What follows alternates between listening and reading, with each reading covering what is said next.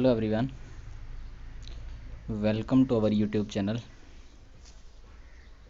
Previous lecture में हम probability की बात कर रहे थे। प्रोबेबिलिटी के बारे में हमने क्या पढ़ा था? हमने प्रीवियस लेक्चर में पढ़ा था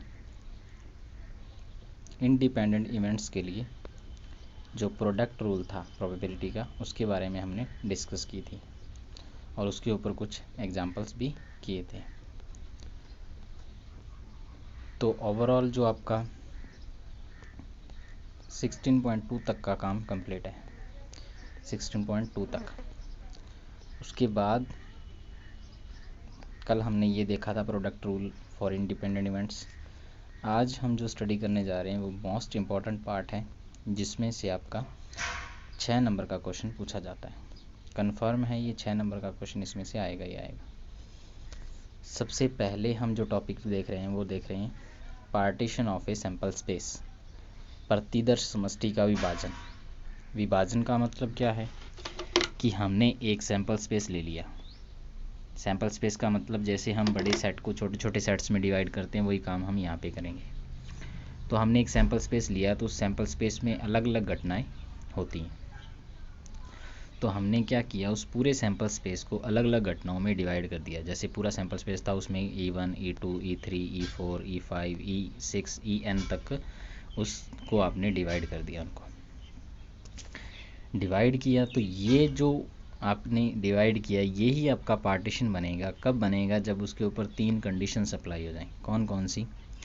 पहला कि इसमें से कोई भी 2 घटनाएं अगर आप उठाओ तो उनका इंटरसेक्शन हमेशा खाली आना चाहिए। यानी सारी की सारी जो इवेंट्स हैं वो क्या होनी चाहिए? अलग अलग होनी चाहिए, डिसजॉइंट होनी चाहिए, उसमें कुछ भी कॉमन नहीं होना चाहिए। तो इवेंट्स क्या होनी चाहिए? म्यूचुअली डिसजॉइंट, यानी अलग अलग होनी चाहिए। दूसरी बात, ये तो हो गया पहली कंडीशन। दूसरी बात ये है कि अगर उन सभी को हम मिला दें तो मिलाने के बाद हमारा क्या बनना चाहिए? सैंपल स्पेस बनना चाहिए। यानी सभी इवेंट्स को अगर जोड़ दिया जाए तो सैंपल स्पेस बन जाए। और हर एक इवेंट की प्रोबेबिलिटी क्या होनी चाहिए? ग्रेटर देन 0 होनी चाहिए। तो ये अगर 3 कंडीशन इन सभी घटनाओं के लिए फॉलो होती हैं तो ये जो आपकी घटनाएं हैं, ये घटना ही आपके सैंपल स्पेस का क्या कहलाएगी? पार्टीशन कहलाएगी, विभाजन कहलाएगी। पहली बात, इन घटनाओं में कुछ भी कॉमन नहीं होना चाहिए। दूसरा, इनको मिलाएं तो सैंपल स्पेस बनना चाहिए। तीसरा, हर घटना की प्रोबेबिलिटी कुछ ना कुछ होनी चाहिए, 0 से ज़्यादा होनी चाहिए। समझ आ गई? तो ये आपका पूरा सैंपल स्पेस था। इनको आपने अलग अलग घटनाओं में डिवाइड कर दिया। अगर इनमें से कोई भी दो आप मर्जी से कोई भी 2 घटनाएं लो, उनका इंटरसेक्शन लो। उनका इंटरसेक्शन क्या आना चाहिए? हमेशा फाई आना चाहिए। यानी वो हर एक घटना क्या होनी चाहिए? सब घटनाएं आपस में क्या होनी चाहिए? म्यूचुअली डिसजॉइंट होनी चाहिए, उनमें कुछ भी कॉमन नहीं होना चाहिए। ये होने के बाद अगर ये 3 कंडीशन अप्लाई होती हैं तो इन 3 कंडीशन के आधार पे हम कहेंगे कि ये जो आपने किया है वो आपने इस पार्टीशन, इसका क्या कर दिया? इस सैंपल स्पेस का कर दिया पार्टीशन कर दिया। यानी एक बड़े सेट को अलग अलग छोटे छोटे सेट्स में तोड़ दिया। समझ आ गई? अब सैंपल स्पेस होता है तो सैंपल स्पेस में बहुत सारी घटनाएं होती हैं, तो उनको आपने अलग अलग डिवाइड कर दिया। तो यही आपका क्या है? आपके सैंपल स्पेस का पार्टीशन है। फॉर एग्जांपल, हमने एक सैंपल स्पेस लिया, उसमें एक घटना ई ले ली। अब अगर ये घटना ई है तो ई को छोड़कर बाकी जो बच गया यानी ई का कॉम्प्लीमेंट होगा। तो ये ई डैश क्या है? इसका कॉम्प्लीमेंट। ई तथा ई डैश दोनों क्या है? इस सैंपल स्पेस की 2 घटनाएं। अब अगर इनका इंटरसेक्शन करेंगे तो क्या होगा? फाई होगा हमेशा। और इनका यूनियन करेंगे तो क्या होगा? यूनियन करने से हमारा सैंपल स्पेस बन जाएगा। और इनमें ई की भी प्रोबेबिलिटी कुछ है और ई डैश की प्रोबेबिलिटी कुछ ना कुछ है। इट मीन्स ई तथा ई डैश इस सैंपल स्पेस का क्या कहलाएगी? पार्टीशन कहलाएगी। समझ आ गई? अब पार्टीशन के बाद ये पार्टीशन हमारे कहाँ काम आएगा? ये पार्टीशन हमारे काम आएगा टोटल प्रोबेबिलिटी थ्योरम में। थ्योरम ऑफ टोटल प्रोबेबिलिटी जो है हमारी संपूर्ण प्रायिकता प्रमेय, उसमें ये हमारा काम आएगा। कैसे? हमने एक सैंपल स्पेस लिया, उस सैंपल स्पेस को हमने अलग अलग घटनाओं में पहले डिवाइड कर दिया। और सारी घटनाएं कैसी हैं? यानी ये एक तरह से पार्टीशन ले लिया। पार्टीशन का मतलब सारी घटनाएं म्यूचुअली डिसजॉइंट हैं और इनको इंटरसेक्शन करते हैं तो फाई आता है। और इनको अगर यूनियन करते हैं, सभी घटनाओं को जोड़ दिया जाता है तो हमारा सैंपल स्पेस बनता है। और इसमें सारी घटनाएं जो भी हो रही हैं उनकी कोई ना कोई प्रोबेबिलिटी ज़रूर है, कुछ ना कुछ उसकी प्रोबेबिलिटी है। अब इसी में आपने क्या किया, एक बड़ी, इन्हीं में से एक बड़ी आपने घटना ले ली जो हमने रेड पेन से बना रखी है। ये घटना ए ले ली आपने। अब ये जो घटना आपने ए ली है, तो ए घटना किसी ना किसी एक घटना के साथ हो रही होगी, जैसे या तो वो E1 के साथ होगी, या वो E2 के साथ होगी, या E3 के साथ होगी, या EN किसी में भी हो सकती है। इसमें आपने कोई एक घटना ली है। अब कोई एक घटना लेने का मतलब E1 में अलग एलिमेंट है, E2 में अलग एलिमेंट है, E1 और E2 में कुछ भी कॉमन नहीं है, E3 E2 में कुछ भी कॉमन नहीं है, E3 E1 में कुछ भी कॉमन नहीं है, यानी कोई भी दो घटनाएं ली तो उसमें कुछ भी कॉमन नहीं है। तो जो आप घटना ए उठाओगे तो वो कम से कम किसी एक में से उठाओगे, तो वो या तो E1 में हो रही होगी, या E2 में हो रही होगी, या E3 में हो रही होगी, किसी एक में हो रही होगी, क्योंकि सभी म्यूचुअली क्या है, डिसजॉइंट है। तो ऐसे तो हो नहीं सकता कि एक ही घटना दो घटनाओं में हो जाए, क्योंकि दोनों जो घटनाएं हैं, हर एक दो घटनाएं क्या हैं, आपस में मेल नहीं खाती, दोनों में अलग अलग एलिमेंट्स हैं। अब क्या करेंगे, अब हमने ये ए घटना जो ली है, तब ए घटना पार्टीशन में किसी भी इवेंट में, किसी भी इवेंट के घटित, किसी इवेंट में घटित हो सकती है। हमें इस ए की प्रायिकता फाइंड करनी, और ये जो ए की प्रोबेबिलिटी आएगी, वो प्रोबेबिलिटी ही आपकी क्या होगी, टोटल प्रोबेबिलिटी कहलाएगी इस घटना की। यानी आपने पूरे सैंपल स्पेस को का पार्टीशन कर दिया, पार्टीशन करने के बाद आपने कोई भी अपनी मर्जी से एक घटना उठाई। अब उस घटना की प्रोबेबिलिटी जो आपने निकालनी है, वो प्रोबेबिलिटी ही आपकी क्या कहलाएगी, टोटल प्रोबेबिलिटी कहलाएगी। अब इसको हम अलग अलग तरीके से देखते हैं कि टोटल प्रोबेबिलिटी फाइंड कैसे करेंगे। तो फाइंड करने का तरीका क्या रहेगा कि ए घटना हो सकता है कि E1 में घटित हो सकता है E2 में घटित हो सकता है E3 में, ये किसी में भी घटित हो सकती है। तो अगर ये घटना E1 में हुई तो इसकी प्रोबेबिलिटी हम कैसे लिखेंगे, इसकी प्रोबेबिलिटी लिखेंगे P ऑफ ए। कैसे, पहले घटना E1 हुई होगी, E1 होने के बाद ए घटना उसमें घटित हुई होगी। तो ये दोनों घटनाएं क्या हो रही हैं, एक साथ हो रही हैं, एक साथ हो रही हैं। तो हम यहाँ पे रूल लगाएंगे कौन सा, फंडामेंटल प्रिंसिपल ऑफ मल्टीप्लिकेशन।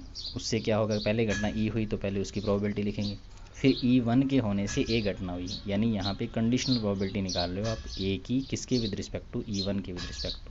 तो ये बन जाएगा PE1 इंटू PA बटा E1। आपने प्रायिकता का मल्टीप्लिकेशन रूल यहाँ अप्लाई कर दिया।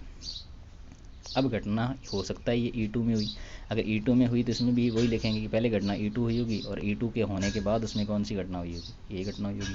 सिमिलरली ये किसी में भी हो सकती है, ये आपकी आई कोई भी हो सकती है 1 to n, किसी भी ith ई में ये घटित हुई तो PA क्या होगी कि पहले आई में घटना घटित हुई होगी, फिर आईवीं घटना में ये घटित हुई होगी, तो उसको हम लिखेंगे इस तरह से।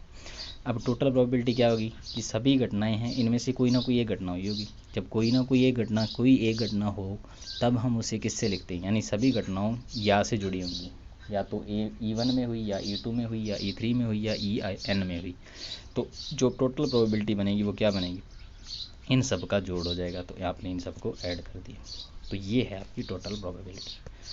अब टोटल प्रोबेबिलिटी को लिखने का दूसरा तरीका आप समीशन में भी लिख सकते हो कि PA का मतलब PAI, जितने भी आपने पार्टीशन किए हैं, PEI इंटू PA बटा EI, I1 to n, जितने भी आपने पार्टीशन किए, यही आपकी क्या है, टोटल प्रोबेबिलिटी। अब इसके ऊपर अपन एक एग्जांपल करेंगे। हमें क्या पढ़ा अभी तक, टोटल प्रोबेबिलिटी का मतलब क्या पढ़ा कि कोई हमने सैंपल स्पेस लिया, उस सैंपल स्पेस को आपने अलग अलग घटनाओं में डिवाइड कर दिया, यानी उसका पार्टीशन कर दिया।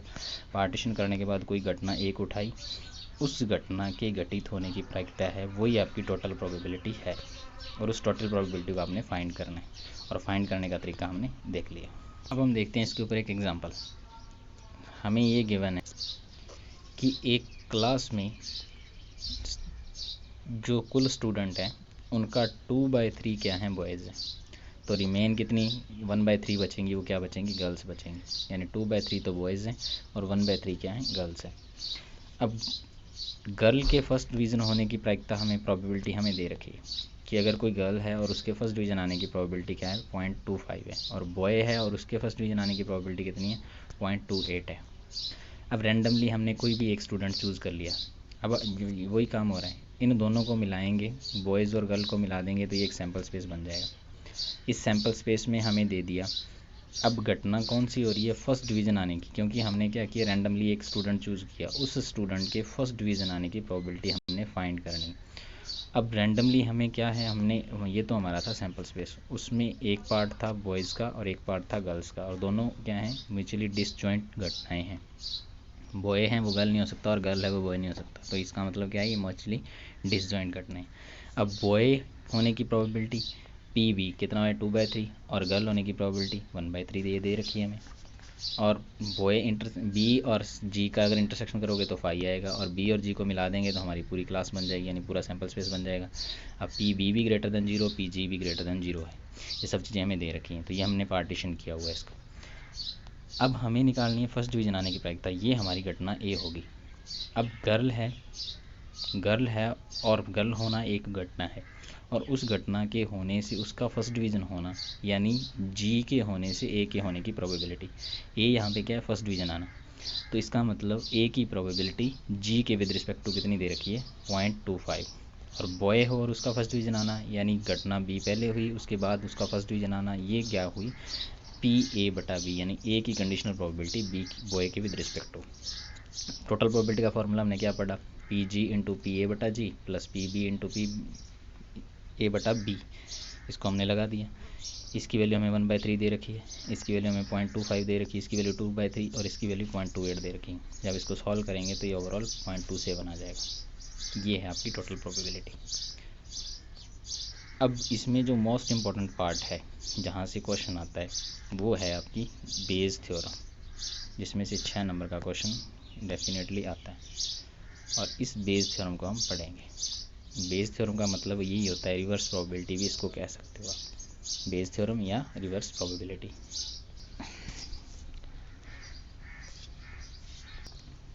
अभी तक हमने सबसे पहले पार्टीशन पढ़ा था, और पार्टीशन का यूज़ आपने किस में किया था, पार्टीशन का यूज़ आपने किया था जो अभी आपने थ्योरम पढ़ी थी, कौन सी,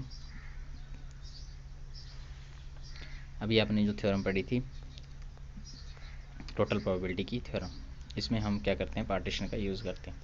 अब ये जो टोटल प्रोबेबिलिटी पढ़ी है इसे हम बेस थ्योरम में यूज़ करेंगे। बेस थ्योरम का मतलब होता है रिवर्स प्रोबेबिलिटी। रिवर्स प्रोबेबिलिटी अभी तक हम क्या फाइंड कर रहे थे कि हमें दो इवेंट्स, एक सैम्पल स्पेस था, उस सैम्पल स्पेस को आपने दो इवेंट्स में डिवाइड कर लिया, दोनों इवेंट यानी आपने पार्टीशन कर दिया, दोनों इवेंट म्यूचुअली डिसजॉइंट हैं, दोनों को मिलाते हैं तो सैम्पल स्पेस बनता है, दोनों की प्रोबेबिलिटी ग्रेटर देन 0 है। ये होने के बाद हम क्या निकालते थे, इसकी टोटल प्रोबेबिलिटी। टोटल प्रोबेबिलिटी कैसे निकाली जाती थी कि हमने मान लिया ये E1 घटना है और ये E2 घटना है, ये दो घटनाएं हमने ली। अब E1 के होने की प्रोबेबिलिटी P1 और E2 के होने की प्रोबेबिलिटी P2 है। अब कोई घटना ए यहाँ पे हो रही है, इस ए घटना, ये घटना E1 में भी हो सकती है, E2 में भी हो सकती है, तो पी ए बटा E1 भी दिया होगा, पी ए बटा E2 भी हमें गिवन होगा। तब हम टोटल प्रोबेबिलिटी इस फॉर्मूले से निकालते थे, Pe1 इंटू पी ए बटा E1 plus Pe2 into P A बटा E2। अब हमें क्या निकालना है, हमें ये दिया होगा कि हमारी घटना ए हो रही है, आप ये बताओ कि वो घटना E1 में हो रही है या आप ये बताओ कि वो घटना E2 में हो रही है। तो ये जो होगी यही आपकी रिवर्स प्रोबेबिलिटी होगी, और इसी को हम निकालने का जो तरीका है वो आपकी बेस थ्योरम है। यानी अभी तक हम सीधी प्रोबेबिलिटी पढ़ रहे थे कि हम टोटल प्रोबेबिलिटी निकाल रहे थे कि इधर से और इधर से आके ये टोटल प्रोबेबिलिटी बनी।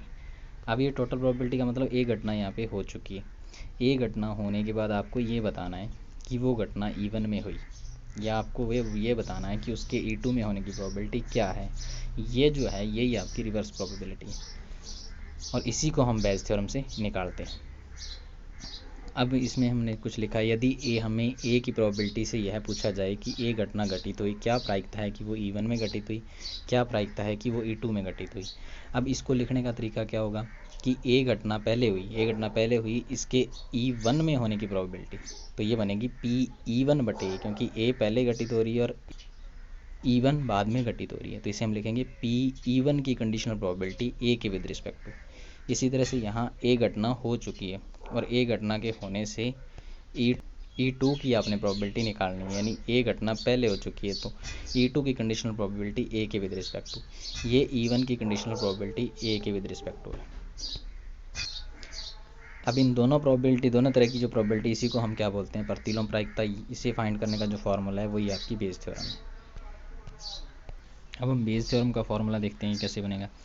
पी ई1/ए का मतलब क्या है कि ए के होने से उसमें ई1 के होने की, ए पहले हो चुकी है, हमें ये बताना है कि वो ई1 में हुई, तो इसका मतलब ए के होने से ए के ई1 में होने की प्रोबेबिलिटी। तो ए के ई1 के होने की प्रोबेबिलिटी निकालने के लिए हमें अनुकूल स्थितियाँ कौन सी होंगी, ई1 वाली। तो अनुकूल स्थितियाँ यानी हमारी जो फेवरेबल कंडीशन है वो बनेंगी ये वाली, P E1 into P A बटा ई1, और बटा में टोटल प्रोबेबिलिटी तो हमने निकाली है, बटा में टोटल कंडीशन होती है, तो टोटल कंडीशन हमारे पास ये थी। और वही काम अगर पी ई2 बटा ए निकालना है कि क्या प्रोबेबिलिटी है कि वो घटना ई2 में हुई, तो ई2 वाली जो कंडीशंस होंगी वो हमारी फेवरेबल कंडीशन होंगी, और टोटल कंडीशंस हमारी ये होंगी। तो हम रख देंगे इसको P E2 into P A बटा ई2 बटे पी ए, ये हमारी टोटल प्रोबेबिलिटी इसकी आ जाएगी। ई2 के ए में होने की प्रोबेबिलिटी यानी रिवर्स प्रोबेबिलिटी आ जाएगी। टोटल प्रोबेबिलिटी का फॉर्मूला हमारे पास ये था, तो हमें ये पी ए की वैल्यू यहाँ रख देंगे। तो ये है आपकी बेस थ्योरम यानी रिवर्स प्रोबेबिलिटी निकालने का तरीका। यानी अभी तक हमने क्या देखा था कि हम टोटल प्रोबेबिलिटी निकाल रहे थे कि कोई घटना ई1 हुई, ई1 में ए घटना हुई, तो उस ई1 और आपका सैंपल स्पेस था जिसको आपने ई1 और ई2 दो म्यूचुअली डिसजॉइंट इवेंट्स में डिवाइड कर लिया। इवेंट्स में और तोड़ने के बाद आप क्या करोगे, उनकी टोटल प्रोबेबिलिटी फाइंड कर सकते हो। टोटल प्रोबेबिलिटी इस तरह से निकाली जाती है। अब टोटल प्रोबेबिलिटी निकालने के बाद हमें अगर रिवर्स निकालनी कि ए घटना हो गई, क्या प्रोबेबिलिटी है कि वो ई1 में घटित हुई, क्या प्रोबेबिलिटी है या ई2 में घटित हुई, इसे बोलते हैं रिवर्स प्रोबेबिलिटी। और इसी रिवर्स प्रोबेबिलिटी को निकालने के लिए हमने बेस थ्योरम को प्रूफ किया, इसका फॉर्मूला हमने निकाला। अब इसके ऊपर एक एग्जांपल करते हैं ताकि और क्लियर हो। हमारे पास दो तरह के बैग हैं। अब हम देखते हैं बेस थ्योरम के ऊपर एक एग्जांपल। हमारे पास दो तरह के बैग हैं जिनमें पहले बैग में 3 रेड और 4 ब्लैक बॉल और दूसरे बैग में 5 रेड और 6 ब्लैक बॉल्स हैं। अब रैंडमली हमने क्या किया, इन सारे बॉल्स के जो ग्रुप हैं इनमें से हमने एक बॉल निकाली। अब हमें ये पता है कि वो बॉल क्या है, रेड है। तो प्रोबेबिलिटी हमें ये बतानी है कि वो जो गेंद है, वो जो बॉल है, वो या तो फर्स्ट थैले से आई या सेकंड थैले से, दोनों में से कोई एक क्वेश्चन पूछा जा सकता है। गेंद पहले थैले में से आई या गेंद दूसरे थैले में से आई, दोनों में से कोई एक क्वेश्चन हो सकता है। तो हमें ये वैल्यू निकालनी। अगर हमसे ये पूछा जाता कि हमने एक बॉल निकाली तो क्या प्रोबेबिलिटी है कि वो रेड बॉल है, तब हम इसकी टोटल प्रोबेबिलिटी निकालते। अब हमें क्या निकालना है, अब हमें रिवर्स प्रोबेबिलिटी निकालनी है कि गेंद हमने निकाल ली जो कि रेड आई। अब हमें ये बताना है कि वो बॉल जो रेड आई है वो पहले थैले में से आई है या दूसरे थैले में से आई है। तो इसको करने के लिए हम वही काम करेंगे, पहले हम डायग्राम बनाते हैं। ये हमारा पहला थैला, ये हमारा दूसरा। अब दो थैलों में से मान लो हमने पहला थैला चुना, तो पहला थैले को चुनने की प्रायिकता कितनी आ जाएगी, दो थैले थे उसमें से एक थैला चूज़ किया तो 1/2। इसी तरह से सेकंड थैले को भी अगर चूज़ करते हैं तो उसकी भी क्या प्रायिकता रहेगी, उसकी प्रोबेबिलिटी भी 1/2 ही रहेगी, क्योंकि दो थैले, दो में से कोई एक चूज़ करना है तो 1/2 हो जाएगी। अब हमने क्या किया, रैंडमली एक बॉल निकाल ली, एक बॉल निकाली, ये एक घटना है। ये बॉल कैसी है, ये बॉल रेड है, तो ये टोटल प्रोबेबिलिटी को बताएगा इसकी। अब रेड होने के बाद ये बॉल अगर रेड है, हमें ये निकालना है कि वो रेड बॉल पहले थैले से आई या ये पूछा जा सकता है कि वो दूसरे थैले से आई। तो यही आपकी क्या है, रिवर्स प्रोबेबिलिटी है। अब देखो, हमने जब थैला पहला चूज़ किया तो पहले थैले में से लाल बॉल आने की प्रायिकता कितनी है, क्योंकि पहले थैले में 3 तो रेड बॉल है और टोटल बॉल कितनी होगी, 3 + 4 7। तो रेड होने की प्रायिकता कितनी हो जाएगी, 3/7। तो इसको हम क्या कहेंगे कि जब हमने पहला थैला चूज़ किया तो उसमें बॉल ए के होने की प्रायिकता कितनी हो जाएगी, 3/7। यानी ए की कंडीशनल प्रोबेबिलिटी फर्स्ट थैले के विद रिस्पेक्ट टू। सेम काम सेकंड थैले के लिए कि अगर आप सेकंड थैले से निकालते हो तो सेकंड थैले में 5 रेड और 6 ब्लैक है, तो टोटल बॉल तो 11 है और जो रेड बॉल है वो 5 है। तो रेड सेकंड थैले में रेड होने की प्रायिकता कितनी हो जाएगी, 5/11। अब 5/11 हमें यही लिखा है पी ए/आई होने का मतलब कि जब सेकंड थैले में से हमने चूज़ किया तब उसमें से रेड बॉल आने की प्रायिकता, यानी ए की conditional probability with respect to second. अब अगर टोटल प्रोबेबिलिटी निकालनी है तो टोटल प्रोबेबिलिटी तो यही आ जाएगी सीधी सीधी हमारी कि पी ए बराबर P first into P A I, इसको जोड़ेंगे, इसका मल्टीप्लाई करेंगे, प्लस इसमें ये जोड़ देंगे, तो ये तो इसकी टोटल प्रोबेबिलिटी हो जाएगी।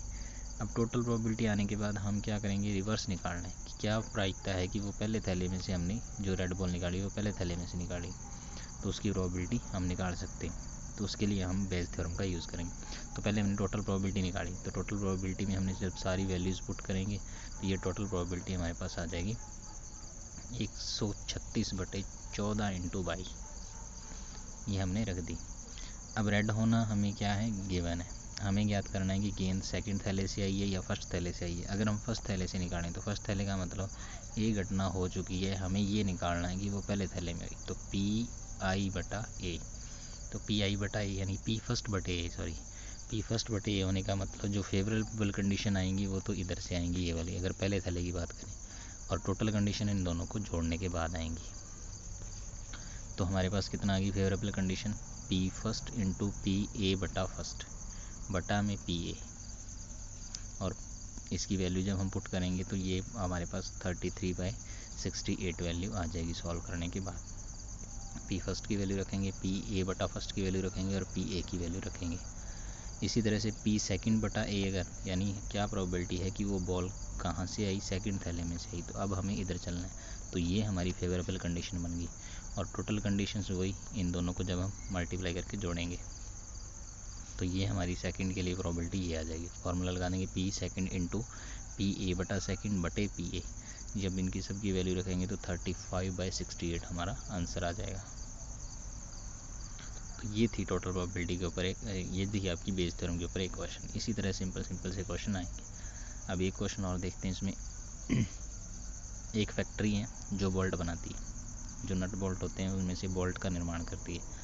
उसमें तीन मशीन्स लगी हुई हैं, तीन मशीन्स में ए बी सी तीन मशीन है। ए है वो टोटल प्रोडक्शन का 25% बनाती है, बी है वो टोटल प्रोडक्शन का 35% बनाती है, सी है वो टोटल प्रोडक्शन का 40% बनाती है।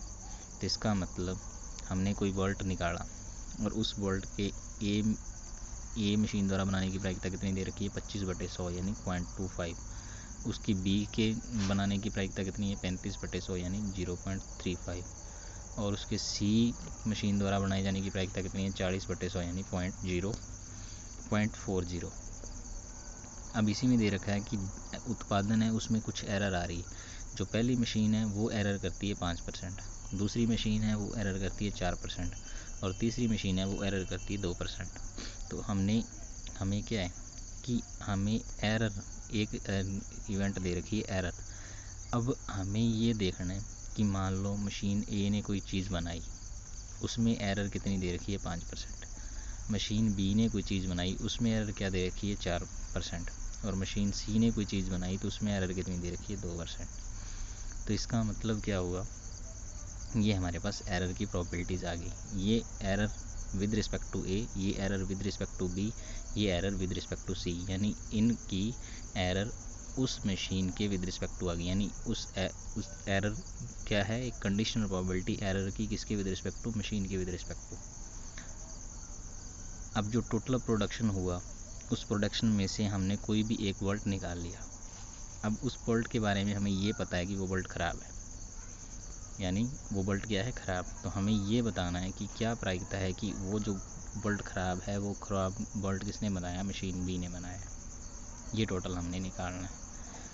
तो हमें पहले तो प्रोडक्शन दे रखी थी, प्रोडक्शन के बाद एरर दे रखी थी। हमें निकालना है कि हमने कोई भी रैंडमली एक क्या किया, बोल्ट चूज़ किया। हमें ये बताना है वो बोल्ट क्या है, ख़राब है, और हमें ये बताना है कि वो ख़राब बोल्ट मशीन बी द्वारा बनाया। किसी से पूछा जा सकता है, वो ए से पूछा जा सकता है, वो बी से भी, सी से भी। तो हमसे बी से पूछे। पहले हम डायग्राम बनाते हैं। ये हमारी मशीन ए, ये बी और ये सी, और इनकी प्रोबेबिलिटीज़ कितनी दे रखी है, 0.25, 0.35, 0.45। टोटल प्रोडक्शन का एक 25% बना रही है, एक 30% बना रही है, एक 40%। तो हमने इसकी प्रायिकता निकाल ली। अब एक घटना में ये दे दी इसमें से कि ई है वो बोल्ट ख़राब होने की प्रायिकता है, यानी टोटल प्रायिकता की तरह काम करेगी। अब बोल्ट ख़राब है, अगर उससे मशीन ए ने बनाया तो ए की त्रुटि करने की कितनी चांसेस हैं, 0.05, क्योंकि उसने 5% एरर करती है ए। और मशीन बी ने अगर वो ख़राब बोल्ट बनाया तो उसकी जो प्रोबेबिलिटी पी ई बटा बी कितनी है, 0.04। और पी अगर वो बोल्ट सी ने बनाया और वो बोल्ट ख़राब है तो उसकी प्रायिकता कितनी है, पी ई बटा सी, यानी 0.02। अब हमें क्या निकालना है कि वो बोल्ट ख़राब है। अब हमें ये निकालना है कि बोल्ट ख़राब है, तो आपको प्रोबेबिलिटी ये निकालनी है कि उसे मशीन बी ने बनाया, यानी पी बी की प्रोबेबिलिटी निकालनी है आपने ई के with respect to, reverse probability आपने फाइंड करनी। तो सबसे पहले अगर देखा जाए टोटल प्रोबेबिलिटी, तो टोटल प्रोबेबिलिटी इन तीनों का क्या हो जाएगा, सम हो जाएगा। तो total probability P E A into P A E बटा A, P B into P E बटा बी, और P C into P E बटा सी। जब ये सारी वैल्यूज़ रखेंगे तो हमारी टोटल प्रोबेबिलिटी आ जाएगी 0.0345। अब हमें क्या निकालना है कि वो बोल्ट ख़राब है, यानी टोटल प्रोबेबिलिटी हमें गिवन है वो बोल्ट ख़राब है। बोल्ट ख़राब होने से उसके मशीन बी द्वारा बनाए जाने की प्रायिकता हमने निकालनी है, पी बी अपॉन ई निकालनी। तो ये आएगी पी बी वाली जो कंडीशंस होंगी वो तो हमारी हो जाएंगी फेवरेबल कंडीशन, और टोटल कंडीशन हमारी पी ई है। तो ये हम जब वैल्यूज़ रखेंगे यहाँ पे P B into P E बटा बी, ये फेवरेबल कंडीशन बटे पी ई, ये सब वैल्यूज़ रखेंगे तो इसकी प्रोबेबिलिटी आ जाएगी पी 28/69। तो ये प्रोबेबिलिटी आ गई कि बोल्ट ख़राब था, उसे मशीन बी ने बनाया। इसी तरह से ए से पूछा जा सकता है तो पी ए बटा ई निकालनी, तो ए वाली फेवरेबल कंडीशन हो जाएगी। सी से पूछे तो पी सी बटा ई हो जाएगी, और सी वाली फेवरेबल कंडीशन हो जाएंगी। अब हम जो बेस थ्योरम के बाकी बचे एग्जाम्पल हैं वो भी करेंगे, क्वेश्चंस भी करेंगे, इसके ऊपर काफ़ी लंबा काम करेंगे। Thank you. तब तक आप इसको अच्छे से करके देखो, खुद करने की कोशिश करो, अच्छे से 2-3 बार इस वीडियो को देखो, और देखने के बाद इसके एग्जाम्पल करने की कोशिश करो खुद, और बाकी एग्जाम्पल्स अगले जो नेक्स्ट वीडियो होगा उसमें बनाएंगे। Thank you.